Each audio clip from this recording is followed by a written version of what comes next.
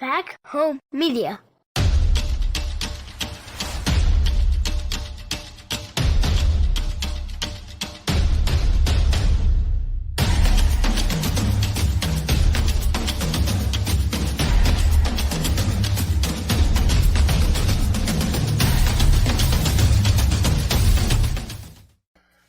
Hello, everyone, and welcome to In the Free Zone. As always, Derek's with us, guys. It is the middle of April. The school year's getting away from us in a hurry. Normally, tax day would be tomorrow, but this year you get a little extension to May 17th, so that's a good thing, I guess. How about you, Derek? You do your own taxes and all that kind of stuff? We hire somebody. So we inherited a little bit of money like 5 or 6 years ago. Mm-hmm. So we hired somebody to do our taxes then. But actually we didn't. So what we did is we were told that we should have somebody else do our taxes. Right. And then we found out that at the what is the place called? It's like the club for the elderly people to go hang out at and play games and stuff. Like they have them in Garden, and it's like the Senior Citizen Center. Senior Citizen Center, yeah. If you right. go to most senior citizen centers, they have retired accountants that do that stuff for free out of boredom. So well, we started doing that in Garden City, and they would do so. I mean, when we did them ourselves, it was a nightmare. Yeah. But they would be like, "Oh, because of this, and this, you guys got this much back for this." And we're just like, "Wow!" Like we never would have known any of that stuff. But yeah, that's an unknown thing that the senior center they'll do your taxes for fun. Well, there you go.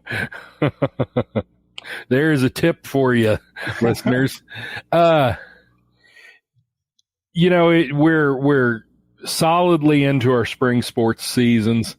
There's a lot going on, but unfortunately, with the exception of track, there's not, maybe part of this is my ignorance, but there's not a website that really tracks the progress of some of these spring sports the way, like K-Preps and some of those do in football.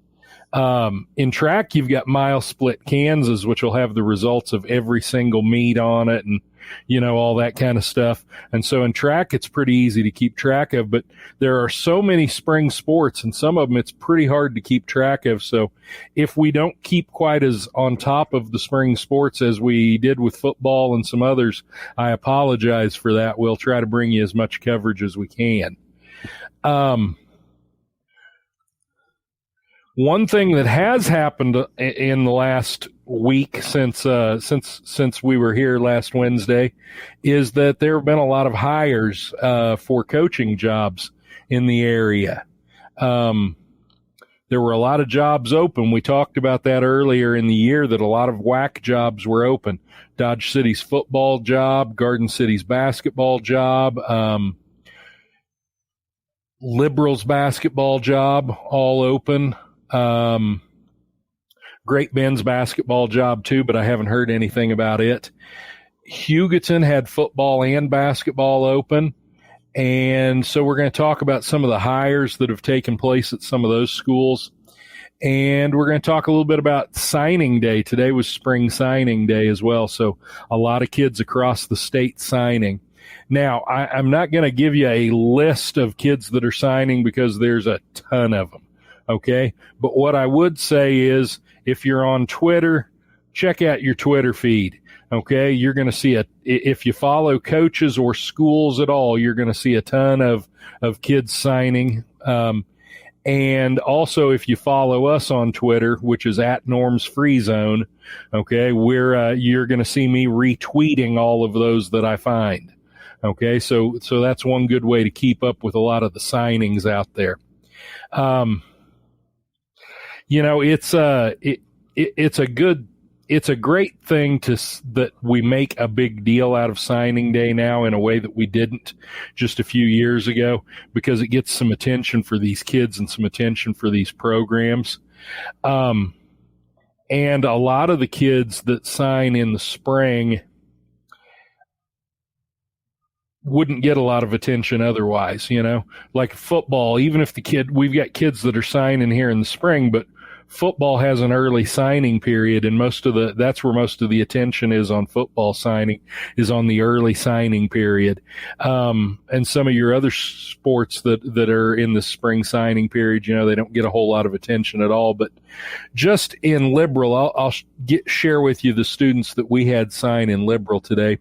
We had Jacob Sauter, who signed in swimming, Kenya Martinez, who signed in soccer, Millie McClure, who signed in softball, Malcolm Wilshire, who signed in track, Kwame Williams in football, Reese Hay in track and cross country, Logan Dodge, who signed in volleyball, AJ Ramirez signed a soccer letter of intent, and Christian Flores signed in football. And I can even give you the colleges that those kids signed with. Christian Flores and Kwame Williams both signed football letters with Sterling. Reese Hay signed for track and cross country with Tabor, I believe. Millie McClure, I believe, signed with Hastings. Kenya Martinez signed with Missouri Valley College, which I'm going to have to look up. I'm not very familiar with Missouri Valley College. A.J. Ramirez, who I don't remember who A.J. Ramirez signed with. I may have to look that one up. Logan Dodge signed with Seward County. Malcolm Wiltshire with Fort Hays State. So, that's just Liberal. And, so there are going to be that many kids and more from a lot of other schools. So keep an eye out for that. You'll see posts on Facebook and Twitter of that. Derek, what's up this evening? Not a whole lot, man. Just kind of hanging out. Starting to get a little hot out here in the desert. Is it? I wish it was Not getting too bad, hot out here. I think we're supposed to be in the 40s in the next couple of days, and I noticed Northwest Kansas, not us, but Northwest Kansas is in a winter storm warning. Or maybe it's a winter storm watch. I forget. But it's almost May, guys. Yeah, I know. I think it was 3 or 4 years ago, April 30th, we had 2 foot of snow here in Elkhart. So I don't miss it. No, I'm sure you don't. All right, so let's talk a little bit about the coaching carousel in the area. It has stopped spinning for a lot of schools. A couple of big hires to me. Dodge City, for their head football job, hired Glenn O'Neill. Glenn O'Neill has not been at Scott City for a few years, but in this part of the state, what he's really known for is what he did at Scott City. While Glenn O'Neill was at Scott City, he won 1 state championship in football, and they were also a runner-up in football once under him.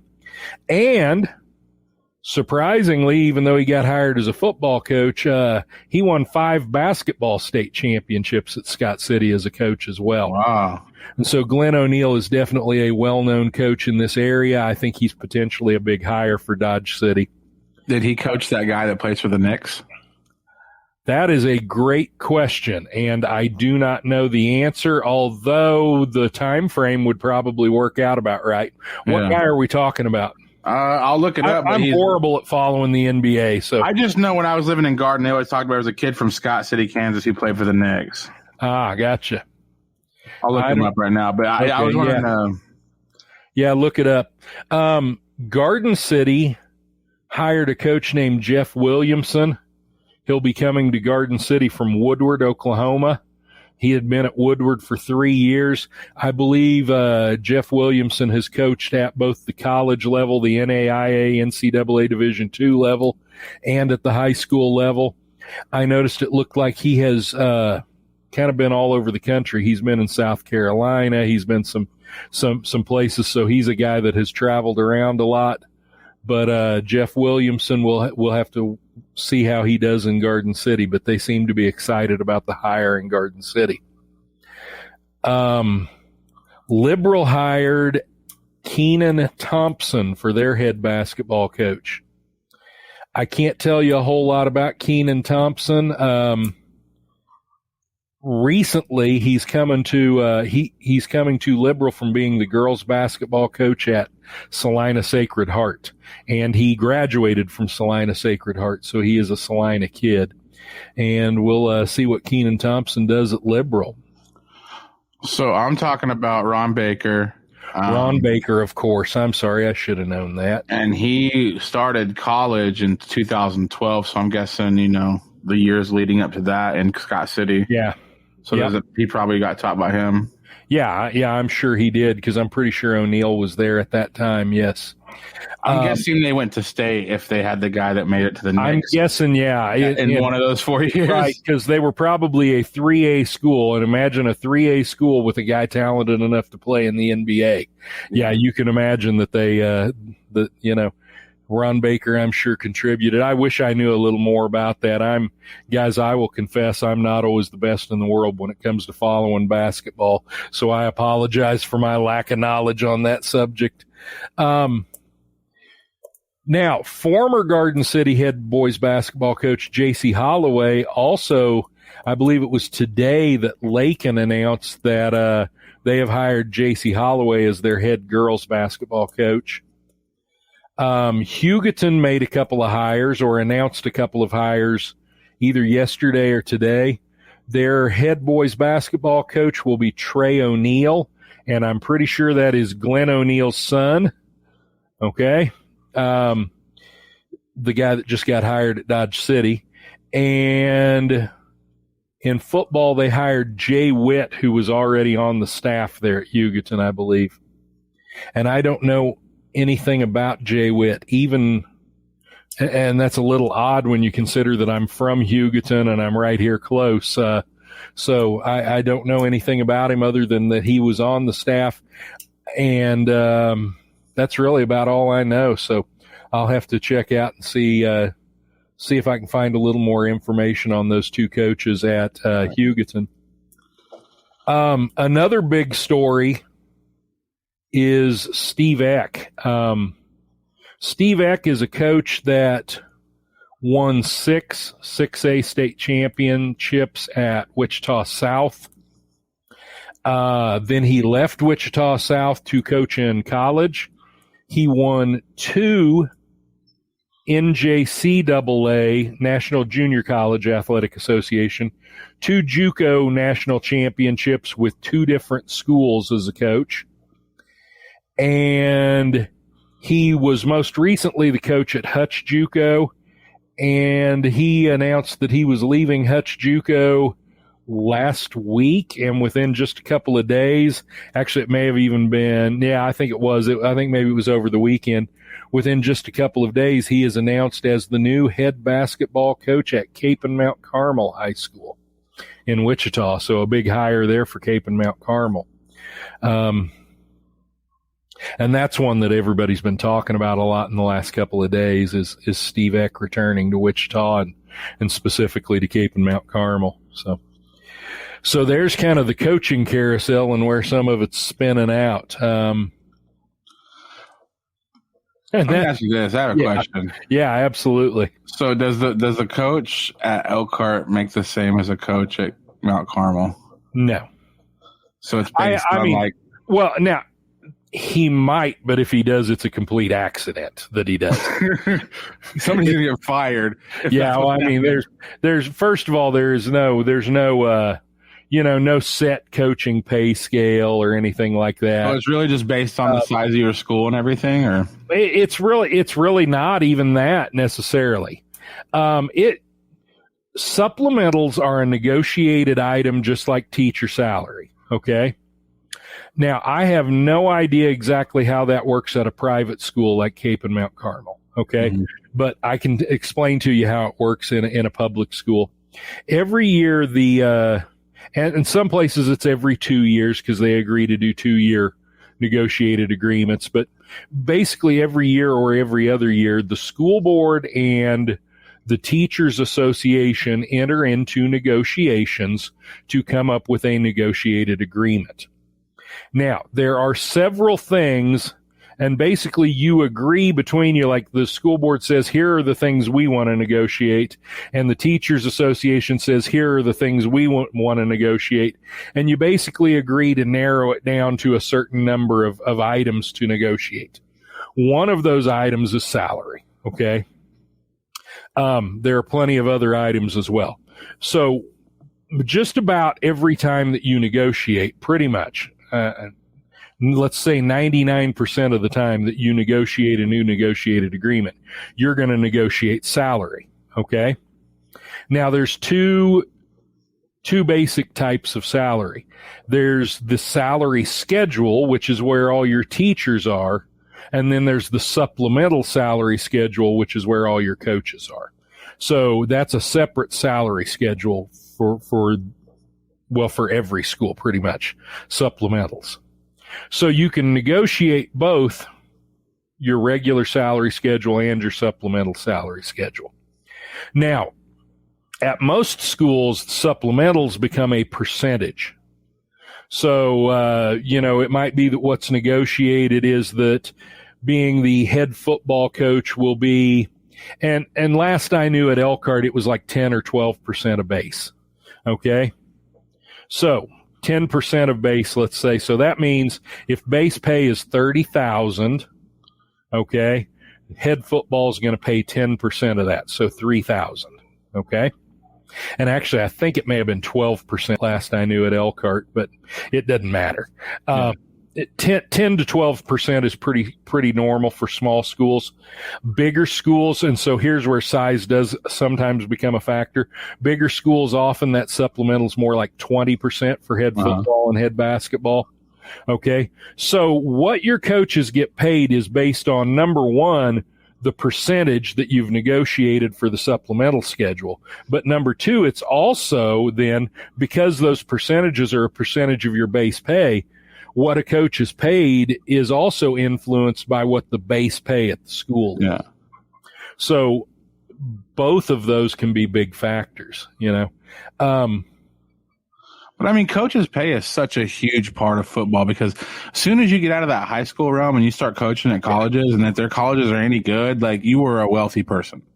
Well, yeah, if you're talking about the NCAA Division I, or the FBS is what they call it, the Football Bowl subdivision, yes, some of those guys make tremendous amounts of money. As a matter of fact, very often the football coach at the whatever the state university is very often the highest paid employee of the state. Okay. In Kansas, I don't know that that's true. The basketball coach at KU is probably the, which is David Self right now. But I'm saying whoever the basketball coach is at KU, there's a pretty good chance that they might be the highest paid coach in the state. Right. But, there are guys that, there are coordinators now. Like at Alabama, I don't remember off the top of my head what Saban's salary is, but it's north of $3 million a year. And there are coordinators. His coordinators make over $1 million a year, So yes, there are people that are making a lot of money coaching. And a lot of those guys are in that football bowl subdivision, or what used to be Division 1A. And that a lot of those guys are making a ton of money, but there's not a ton of money in coaching at any of the other levels for the most part. Okay. The football championship series, some of those guys might make decent money, but they're not making football bowl series money. Right. Division II coaches and JUCO coaches, I know it varies from school to school, but on average, my guess would be that the average JUCO coach for coaching makes less than I do for teaching and coaching. Okay. Wow. I don't absolutely know that, but I feel fairly safe in saying that that's probably true. So coaches aren't getting rich at many levels. They are at some levels, yes. Yeah. But at most levels, coaches are doing it for the love of the game and generally for love of the young men that they coach. Yeah. Nathan Hicks talking about Elkhart, whatever, that he says, whatever it was, I'm sure it was underpaying for the great teachers I had when I was there. Well, that's nice of Nathan to say. Listen, and that's another thing too, and I've said this before, I make considerably more as an assistant coach at Liberal than I ever made as a head coach at Elkhart. But there's also more, there's more pressure, there's more demands on my time and, things like that. So things like that, even though they don't factor them, well, actually they do kind of factor those in when they negotiate what those percentages are going to be. But, that all of that is kind of true. I mean, it's a different level of coaching, at the 5 and 6A level than it is at the 1 and 2A level. And that's not knocking coaches at the 1 and 2A level. Some of the best coaches I've ever been around are small school coaches. I'm certainly not putting down the level of coaching. It is, there are some great coaches. You think when it goes into becoming like a competitive coach, and not in the sense where you're competitive for your guys on the field, but you're competitive for your career and you're trying to get to the top, is that something that you need to go to school for? Like, if you say I want to be a professional football coach in 30 years, like what is it? Do you have to go to college? Is there a class? So what do you do? Your best path is to be a player. Okay. And which, by the way, really doesn't have much to do with coaching at all. There are a lot of guys that were great players that are not great coaches. And there are a lot of guys that weren't great players that are great coaches. Okay. So just being a great player doesn't necessarily make you a great coach, but you're around the coaching. And coaching is not any different from business. A lot of times it's just as much who you know as what you know. Okay. But let's say you want to be Nick Saban. You want to be a head coach at the Football Bowl series. You need to play. Okay. And then after you've played, you need to hang there and you need to go to grad school maybe, but you need to get on as a grad assistant. Sometimes these guys start out as unpaid volunteers. Okay. And that's true even at the JUCO level. I know guys, coaching over at Liberal that are unpaid volunteers basically at Seward County, So you get on and maybe at first you're even volunteering your time. If not, you're a grad assistant and you're not making hardly anything, but you work your way up and you attach yourself to a coach. And then, anytime that coach leaves for a bigger job, they're going to take a certain number of coaches with them. And maybe that's the way you advance, like let's say maybe you get kind of attach yourself to the defensive line coach and, so the defensive line coach at Alabama becomes the defensive coordinator at Colorado. And he gets to take, a couple of assistants with him. And maybe now you go from being a grad assistant to being the defensive backs coach at Colorado, right? And then maybe later that same defensive coordinator gets a job as a head coach somewhere. Now he needs a defensive coordinator and he brings you along with him as his defensive coordinator. So a lot of it is advancing through the ranks that way. And I'm not saying that people are advancing without merit. You don't just pick a guy because he's your buddy. You pick a guy because you think he's going to do a good job as a coach, Yeah. But a lot of it is being attached to guys and knowing guys and stuff like that.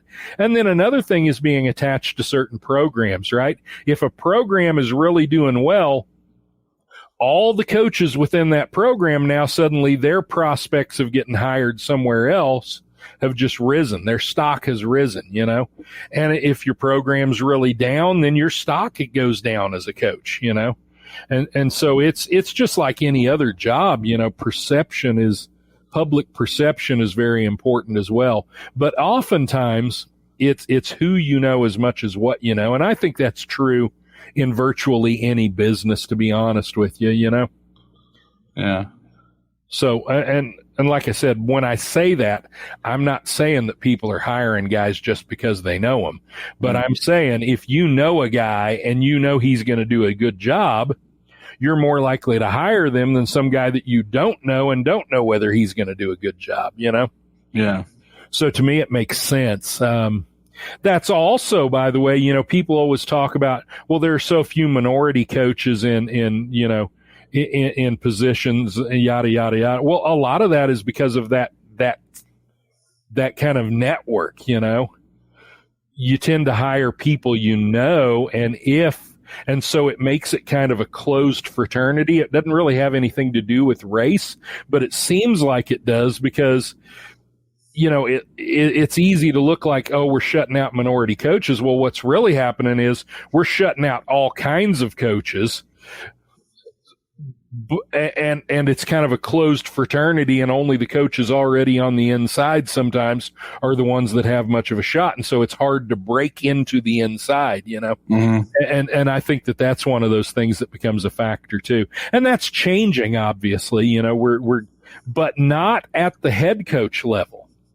If you look at at FBS, I think there may be less African American head coaches now than there were 10 years ago.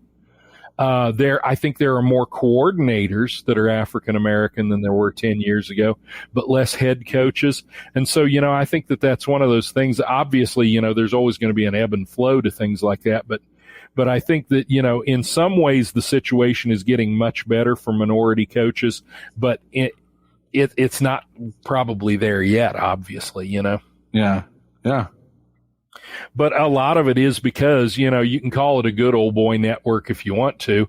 And I suppose maybe it kind of is, but more than anything, it's always better to hire the devil than the devil you don't know, if that makes any sense. That sounds bad too. But I mean, if you know a guy and he's going to do a good job, then why would you risk your own job? Because your neck's on the line if your coaches aren't doing a good job coaching. Yeah. Why would you risk your job on a guy that you don't know and therefore don't know whether he's going to do a good job or not, Yeah. And so I think that that's a lot of what goes on when it comes to coaching movement and hiring and firing of coaches. Also, there's a lot of pressure applied both to the athletic directors and to the coaches themselves when it comes to personnel decisions on their staff by the donors at these schools, by the boosters, the big money boosters. Because at the FBS level, let's say Gus Malzahn, there's a great example. Gus Malzahn, I think, had like an $11 million buyout on his contract, right? Auburn didn't pay Gus Malzahn $11 million. Boosters that wanted to get rid of Gus Malzahn and were willing to pony up big time money, they paid the buyout on Gus Malzahn's contract, And so boosters their money have probably a much bigger influence on coaching decisions than they should. But at the same time, that's also how schools, to a certain extent, that's how schools can afford to pay those coaches, those outrageous sums of money is the donations that they're getting from boosters, Mm-hmm. So yeah, I mean, boosters bring big money into it, and that cuts both ways for coaches. It's both good and bad for coaches. Right. Now, football is unique in that football is much more of a revenue generating sport than the other sports. As a matter of fact, at most schools, football is the only revenue generating sport. There are a few schools, KU would be a good example, Duke and Kentucky and North Carolina and some schools like that where basketball is also a revenue generating sport. But football generally is the biggest revenue generating sport at most colleges. And so that creates, even more money and more pressure in those football programs, Now at the high school level, though, you're talking about a completely different thing. Yeah. Most high school coaches don't get paid a whole lot for coaching. What they get paid for is for teaching. Okay. In Kansas, you might get $3,000 to $6,000 for coaching, right? As a head football coach. And I'm not saying that that's bad, but obviously that's not the bulk of your salary, and nobody can live on $6,000 a year, right? Right. So the bulk of your salary is coming from the job you do in the classroom, teaching. Okay. Now, there are ways that schools can pay coaches more, and they do, like other supplementals, like summer weights is a supplemental at the vast majority of schools. Okay. And so for summer weights, you get a certain percentage of the base. In most of your bigger schools and even a lot of your smaller schools anymore, powerlifting is a supplemental. And so your head football coach might be your powerlifting coach. He gets a supplemental for summer weights. And there's a good chance that he is either the head or an assistant track coach. Because in Kansas, where we don't have spring football, track is about as close as we get to spring football.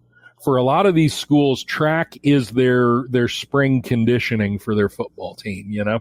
And so a lot of football coaches are also track coaches. Some of them head coaches, some of them assistant coaches, but that's the reason why those two often kind of go hand in hand in Kansas. And, you know, Gary Cornelson and the success that he had at Liberal may have had an influence on that as well, you know, with him being both the track and the football coach and having the kind of success he did there. I mean, people talk about what he did in football. He went to 7 straight. I mean, he was the coach that took him to 7 straight state championships 7 straight state championship games. They won 3 of those, I believe. No, 4 of those. Okay. What they don't talk as much about is the success they had in track. They won 14 straight state championships in track, right? From 91 through 2005, I believe, or 91 to 2004. 14 straight state track championships for their boys, and their girls won 10 state track championships in that 14-year span.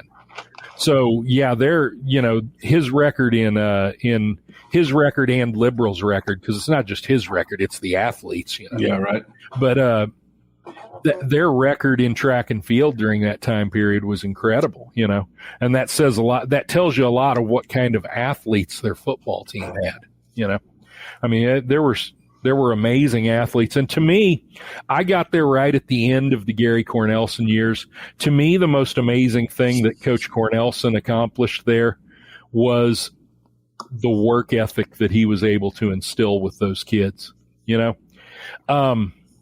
When I first got to Liberal, you didn't have to push the kids to work. As a matter of fact, they would get pissed off if they thought you weren't working them hard enough. You know, if you gave them a workout and they didn't think the workout was hard enough, they'd be asking you, Coach, we going to beat Hayes? We going to beat Great Bend with this workout? You know, they literally bought into the idea that we were going to beat people because we were going to outwork them. Mm-hmm. You know, and to me, that was one of the greatest things that he accomplished there. And that, you know, and when I say this, I'm not trying to insult our coaches or our players at Liberal, but that's something that we're lacking now. We don't have that kind of work ethic. And I'm not saying that our kids don't have a good work ethic, but they don't have that kind of work ethic anymore. And that's a tough thing to instill, you know, and if some of these, not just Liberal, but some of these schools out here, if they want to get back to where they were in the 90s, that they're probably going to have to find some way to instill that work ethic again, you know. Yeah. I wonder what it was.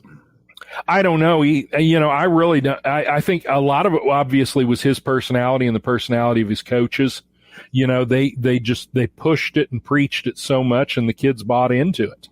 Yeah. You know, you can get kids to buy into things, and communities. You got to get the community to buy into it too, because the parents have to buy into it. You know, the parents are the ones that, you know, it's 6:00 in the morning on a Tuesday in July, and they see their kids laying in bed. They're the ones that say, hey, get your butt out of bed and get down to the weight room. Aren't you supposed to be lifting right now? You know, I mean, it's not just the kids, it's a whole community effort, you know? And so that's something that you've got to have. And that's one of those things that as a coach is not always easy. You've got to, when we talk about, you hear coaches talk a lot about changing the culture. That's what they're talking about when they talk about changing the culture. They're not just talking about what goes on the field. They're talking about getting the community to buy into what we're doing. They're talking about changing how things are done in the weight room, how things are done in the off season.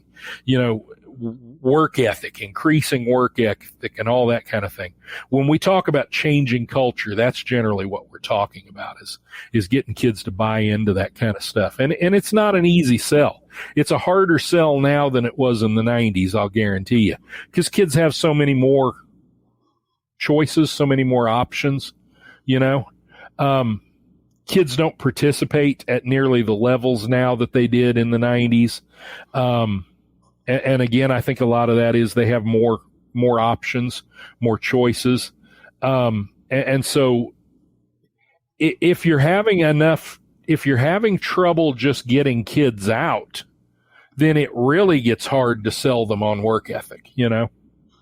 And unfortunately, that's where a lot of schools are anymore. You know, it really is. I'm going to throw a controversial word out. Okay. Let me see. Somebody has a comment Michael Cooper says, I agree that culture has changed since then. I've seen it. Yeah. Michael Copper. Cooper or Copper. Yeah, Copper, that's what I was going to say. I'll bet it was Michael Copper. Yeah. And this is just because I watched the movie The Program. And to me, when I was like in the 6th grade, high school football players were freakishly large, scary people. Now when I watch a high school game, it looks like a bunch of 8th graders out there beating each other. I'm just going to say one word: steroids. No.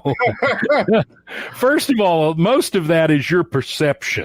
You're bigger now, so they seem smaller. Okay. I just remember when I was like a kid, like Sean Davis is like, when I think of Sean Davis was not a normal guy. Okay. Sean Davis was a big, muscle-bound, thick farm kid He right really there. was.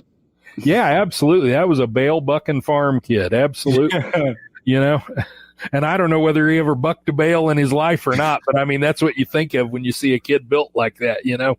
I just think probably did knowing Sean, but go ahead. I don't know. Like, I remember like the 90s were a different time, you know. It was just now, here's what I was going to say. There is some truth to the possibility that there might be a little bit of difference in physicality.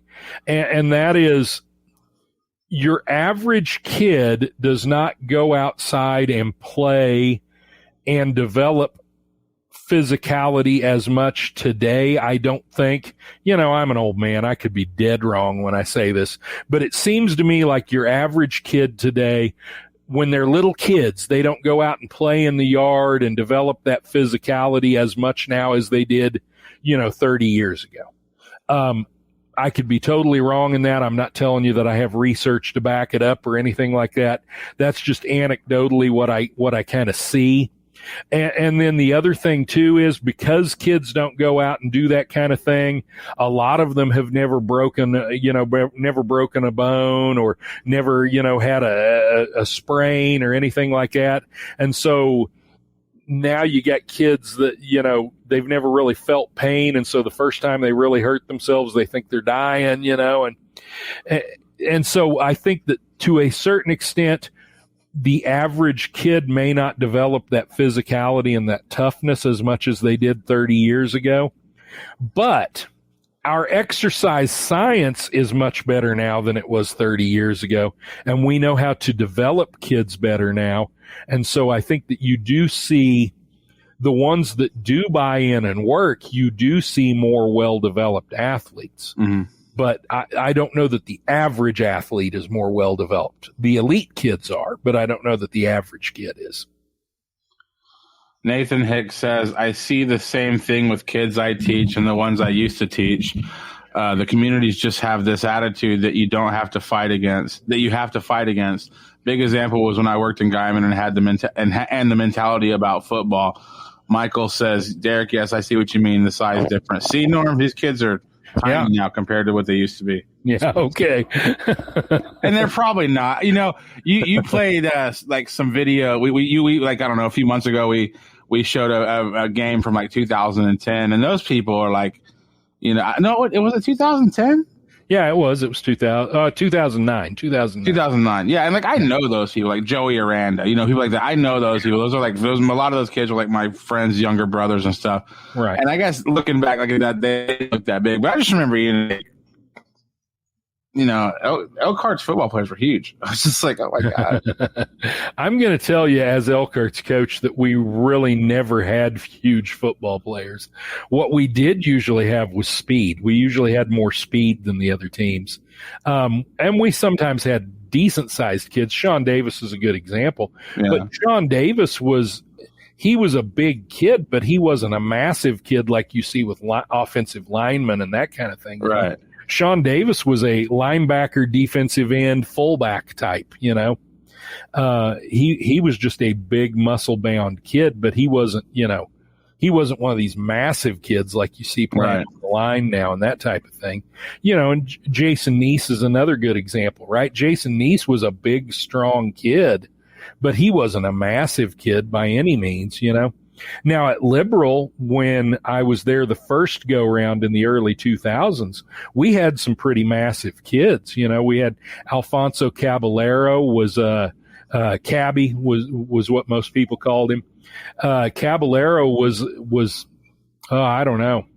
I'm going to guess that Cabby was probably 6'4", and probably weighed 295, something like that. I could be off there. He may have been a little taller, and he may have even weighed a little more than that. But, we're talking about a kid that was right around 300 pounds and was very tall. And we're talking about a massive kid. Zach Patterson was another great big kid. I don't remember exactly how big he was. Kenny Wilson, who was a running back, that was there was a pretty massive kid there. There you're talking about a kid that was 6'2", 6'3", probably, I don't know, well over 200 pounds. That kid was solid muscle. He looked, honestly, and if you talk to anybody that went back and, that has watched him when he was playing, he was like a grown man out on the field with a bunch of little boys when he played high school football. He really was. He was, incredibly muscular, incredibly fast, just very, very physical. And he was maybe the most talented high school football player I've ever been around. As a matter of fact, I think I could probably drop the maybe. He was the most talented high school football player, physically talented high school football player I've ever been around. And I've been around some real good football players, don't get me wrong, Right. Michael says Kenny was a speed demon. He said Cabby was a big boy. Seth Lujan says Caballero played at GCCC. Yeah. Another great one that I coached at Cimarron was Ian Campbell. Ian Campbell was a all Big 12 defensive end at K-State. I think he played on a developmental squad in the pros. I don't know that he ever made the actual roster, but he was on the developmental roster for, I think, the Colts. He's now a radio announcer for K-State, if I remember right. Oh, wow. So Ian Campbell's another kid and now there's a kid that as a freshman, he was already 6'5", Now he was kind of skinny when he was a freshman and that went away. He filled in quite nicely, but he was already a heck of a player as a freshman. I started a couple of freshmen. We had a kid named Ryan Small who was also another 6'5" kid, I think, there at Cimarron. And Ryan Small was a much bigger kid than Ian was, although Ian became bigger before they graduated, And so, I've had the privilege of coaching some really outstanding football players. A true D1 level talent. And not all of that at Liberal, like I said, Ian Campbell at Cimarron. We had some kids at Elkhart that probably had D1 talent. Jeremy Halferty would be a good example of that, although Jeremy Halferty was one that certainly had to work a lot harder to develop himself than some of those other kids did. He was a very talented high school football player, but I would not in high school have compared Jeremy Halferty to Kenny Wilson, but by the time they were in college, you could certainly make a comparison. So another huge man.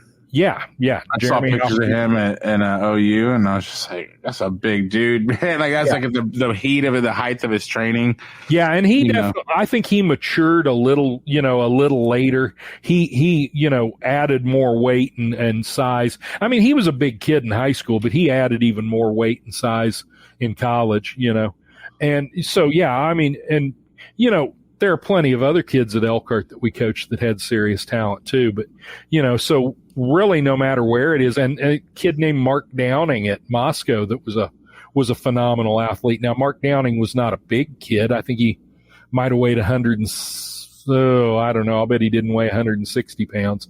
Probably weighed 155 pounds. Had speed, phenomenal speed. I think Mark Downing was as fast in the 100 as Kenny Wilson was, or very close anyway. As a matter of fact, I think he ran a 10.26 FAT 100. Kenny's may have been just a hair faster than that, but FAT meaning full automatic timing, so that usually means that it's a more legitimate time than if it's a handheld time, Yeah. So, he had phenomenal speed. Now, he didn't have the size that, colleges like to see, but he definitely had the speed.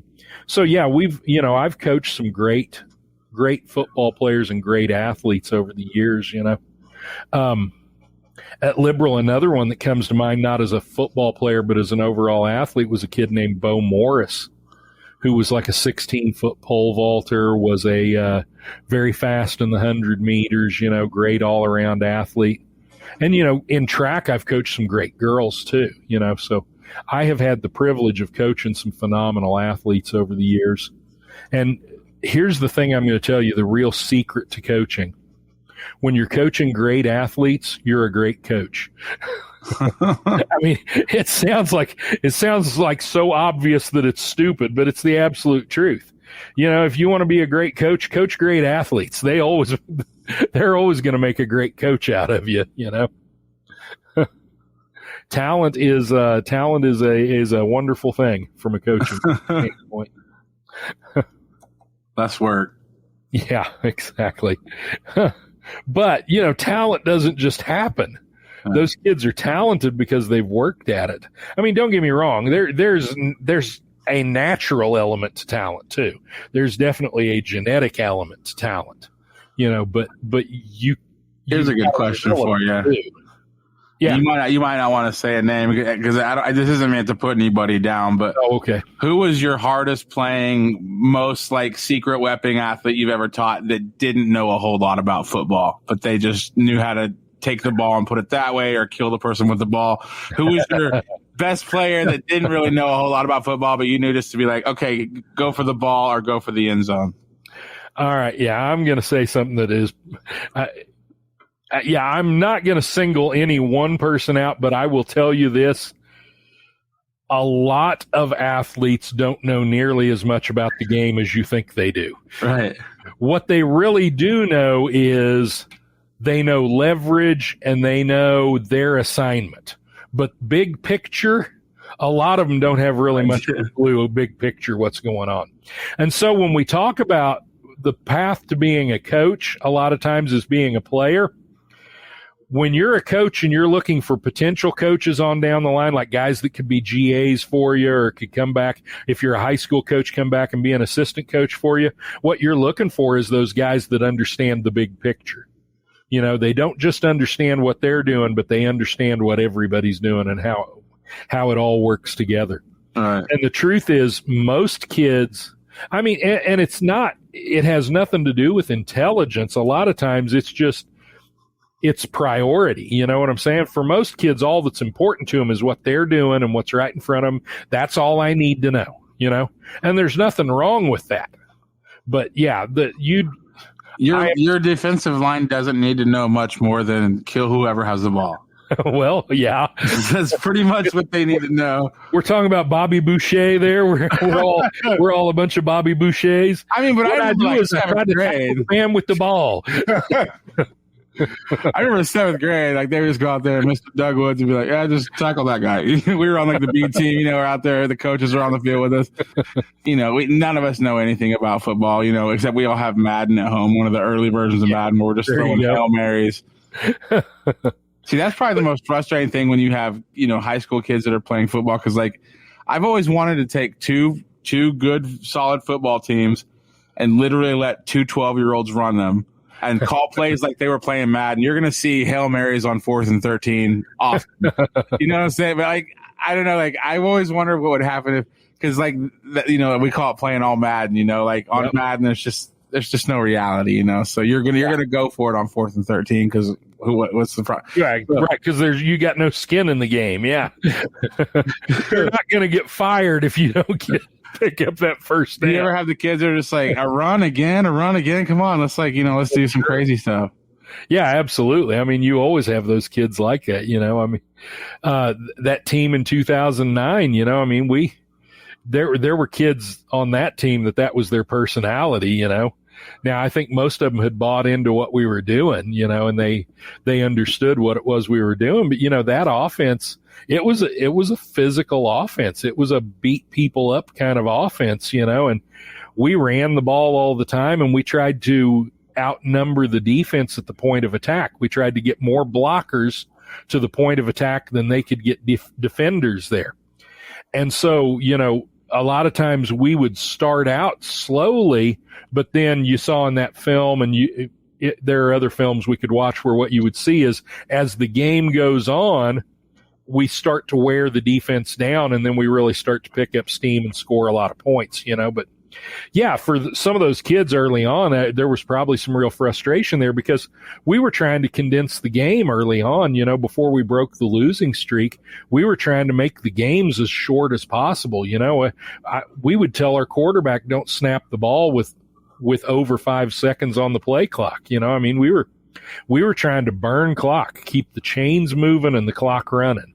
The least amount of football as possible. Exactly.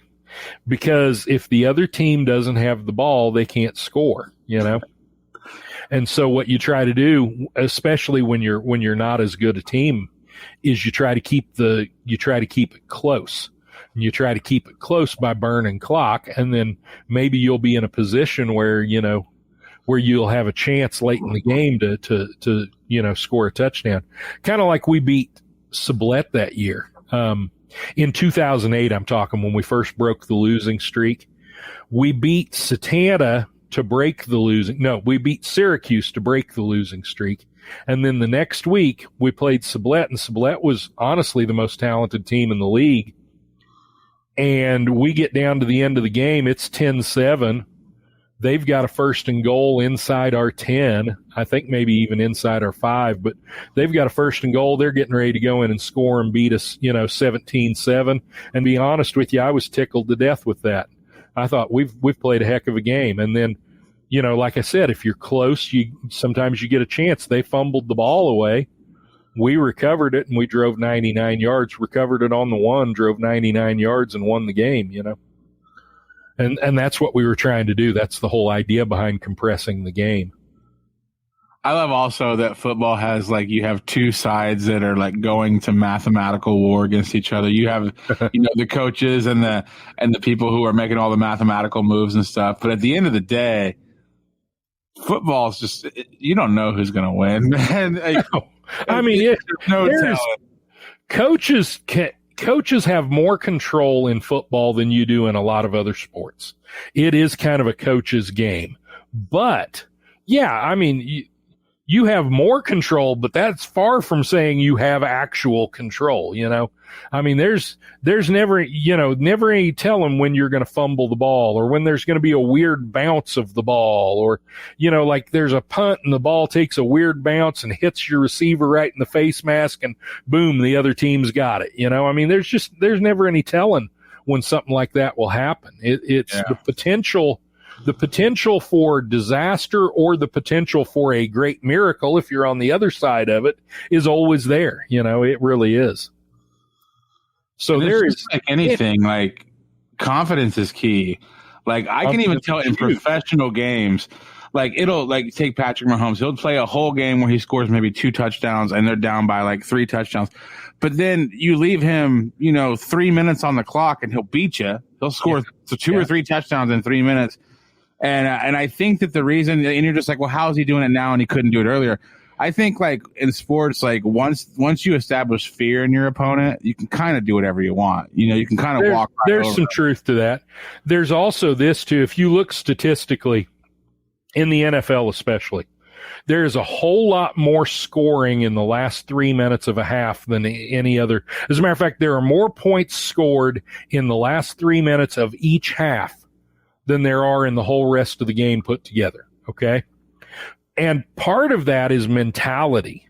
Those teams have when they hit that point of the game, suddenly now they have a closing big play mentality, you know? And Patrick Mahomes is a great example of that, a player with that big play mentality. I mean, one thing you saw even in the Super Bowl, which I realize was very disappointing to Chiefs fans, but holy cow, Mahomes did some incredible things in that. I mean, and threw throws that never should have even left his hands and hit receivers and they dropped him, I mean, he made some amazing plays in that game that just never he was like came to fruition. Throwing it this way half the time, and it was just like hitting the receivers right in the hand.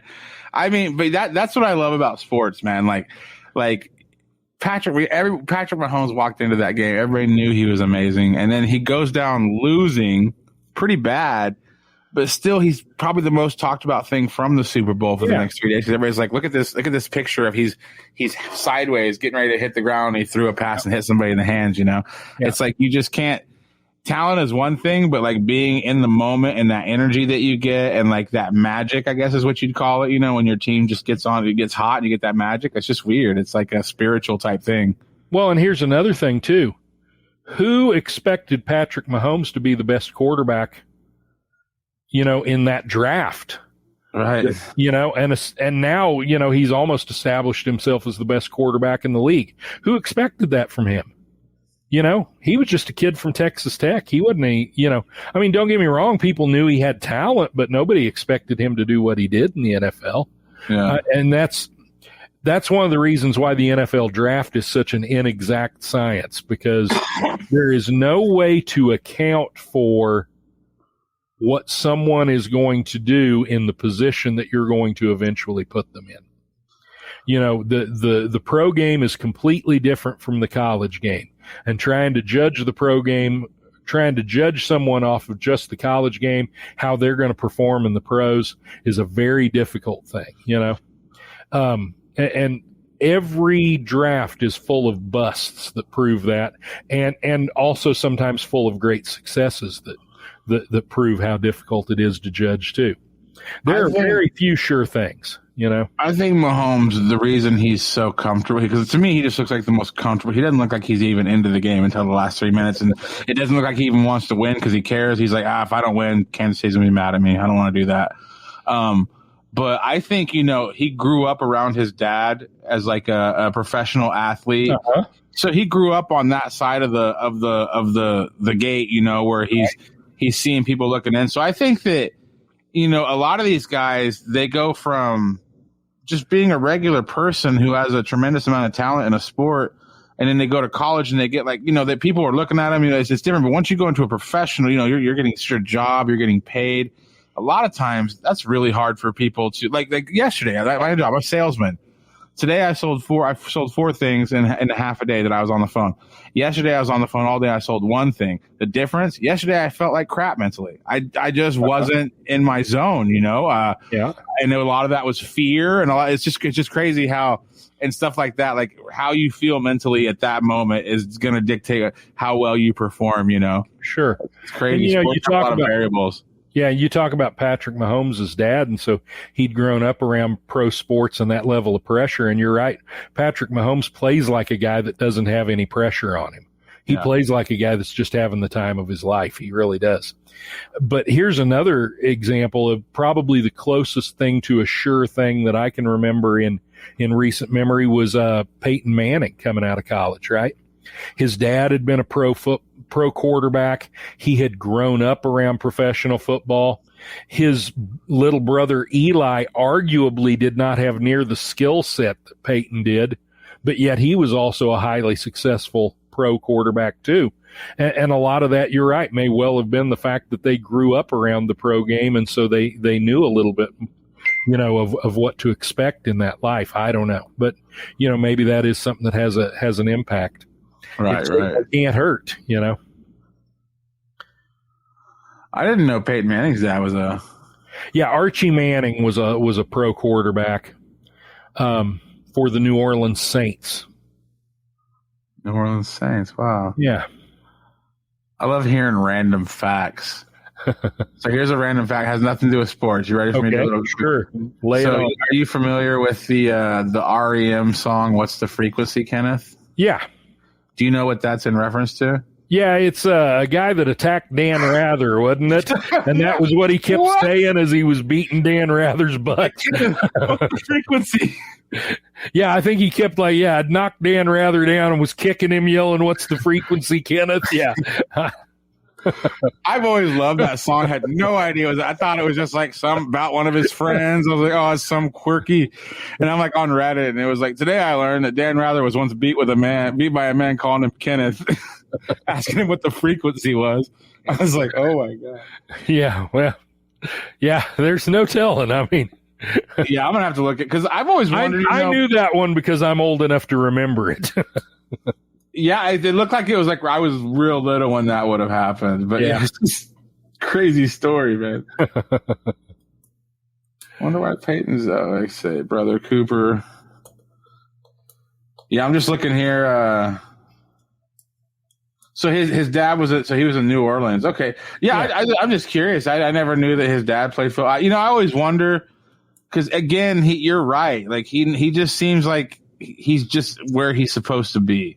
When he played, Yeah. First of all, a very intelligent player, But yeah, I think a lot of that was that, he grew up around the pro game. He grew up with his dad. His dad had probably been grooming him to be a pro quarterback since he was a little kid, And probably to a certain extent the same thing with Eli. I mean, Eli didn't have near the physical skill set that Peyton did, but obviously Eli, learned a lot, I mean, people want to knock Eli Manning all the time. And yeah, he wasn't a pretty quarterback, but you know what? The guy won games. He won a lot of games and won, won Super Bowl, championships too. I actually may have only won one, but he did win a Super Bowl, so yeah, I mean, I think Eli won as many Super Bowls as Peyton did, didn't he? Or I don't know. I'd have to look that up. Yeah, I'm not 100% sure on the only ones I know. I just know that Brady has 7. Yeah, exactly. My memory for that kind of stuff is sometimes not as good as it is, the high school stuff that I'm around all the time. Yeah, I don't. And I'll admit, I have not followed the NFL much at all in the last few years.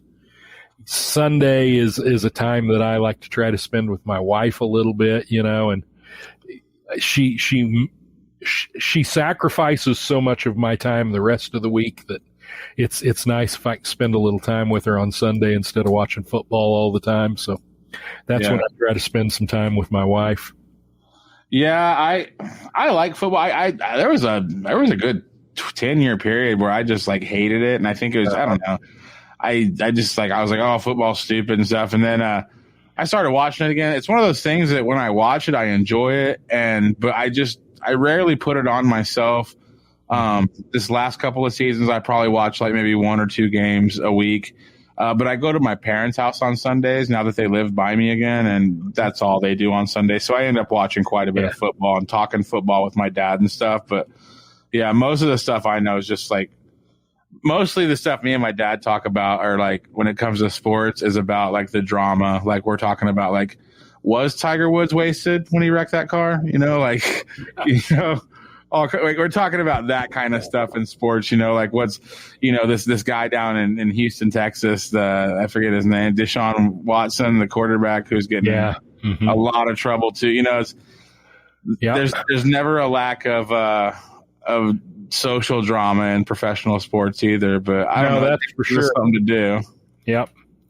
And that's the kind of the dark side of it, but it's not just professional sports. I mean, you know, any celebrities, you have a lot of that same kind of drama that goes on, you know. Yeah, that's true, man. Nobody's safe, man. Yeah. No job is safe from stuff getting crazy. Yeah. Guys, I'm going to tell you next week, I'm not 100% sure yet what we're going to do. I have something going on Wednesday evening, and so we will probably do a show either Tuesday or Thursday. I'll talk to Derek about that, and we'll get that worked out. There is a possibility that we may just not do a show next week, but probably we'll do one either Tuesday or Thursday. But we will not do one Wednesday of next week because I've got some other things going on Wednesday of next week. You know, and we're coming down to that time of the year. You know, we're already in the middle of April. It's going to be regionals and that type of thing before you know it. Really, the track season will really start to turn as you get into May, obviously, and you'll get into your league meets and that type of thing, and you'll really be at a point where you know some of that. One thing we may do next week is take a look at what some of the best performances in the state are in different track and field events. We'll try to see who some of the better teams are in the area in baseball and what their records are and some of that type of thing.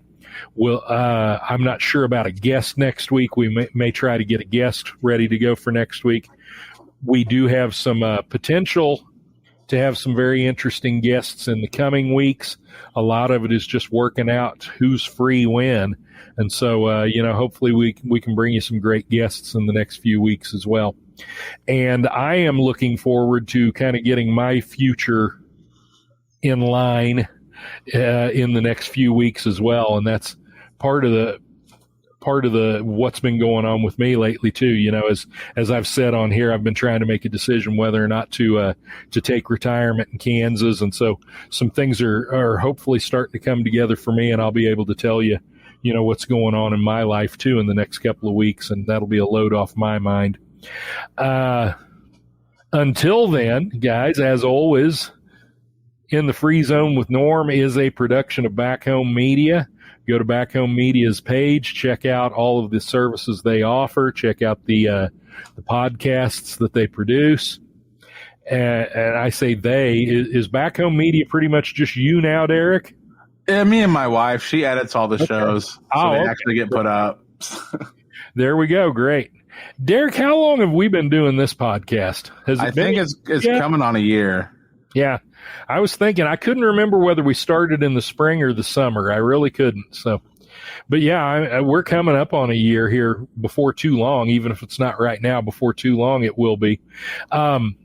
So, you know, thank you for being with us for that year and for participating in the show. And please continue to do that in the future. Right underneath me, you see the different podcast platforms. Please go there, download the podcast, subscribe, listen as much as you can, listen every chance you get. And we appreciate all of you out there. And until next week, and we'll let you know sometime next week, probably either Tuesday or Thursday, we'll do a show. So until then, thank you very much, and we'll see you next week. Well, I don't think and I thought it, that's different. I said what I said and I meant it, or lamented. Words given weight without thought, and a person the way that I talk and the way that I ought to be able to pause and to say that the fault can be placed on my arms. To this playful assault, to disgrace in its arm. Pray for the day they could wait for the calm. You can't control the storm, only weather it. Whether it's 5 weeks and 5 days of rain sideways, or scorched earth, search for death or water left with all the thorns, with the petals gone. Settle on the breath of autumn. If the crown fits, wear it. The crown fits. If the crown fits, wear it. If the crown fits.